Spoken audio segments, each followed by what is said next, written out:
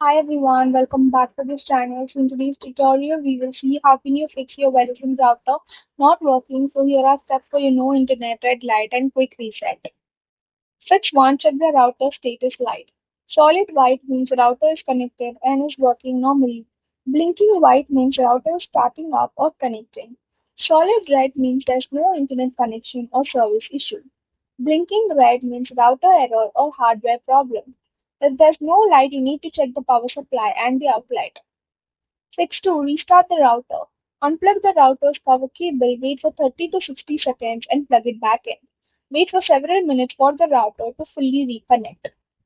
Fix 3. Check all cable connections. Ensure the power cable is firmly connected. Verify the Ethernet or coaxial cable is securely plugged into the router. Check for any damage or loose cables. Fix 4. Verify there's no Verizon service outage. Use the My Verizon app or visit Verizon's outage page to check if there's an outage in your area. If there is, you'll need to wait until service is restored. Fix 5. Power cycle the ONT. This is for kiosks only. Unplug the router. Disconnect power from the optical network terminal if it's safe and accessible.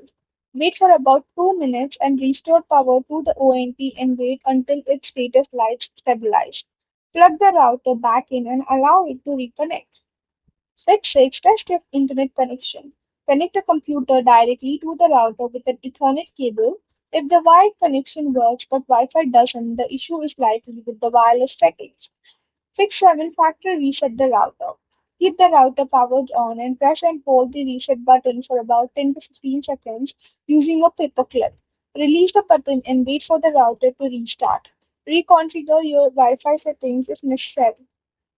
Fix 8. Update the router's firmware. Verizon routers usually update automatically, but if an update is available through the router's admin page or the My Verizon app, you can install it and restart the router afterwards. Fix 9. You need to contact your Verizon support. Run the network diagnostic tool in the My Verizon app. Contact Verizon support to check for account or line issues. If the router is defective, Verizon can help arrange a replacement if you are eligible. That's it for the video. Thank you for watching. Don't forget to like, share, comment, and also do hit the subscribe button.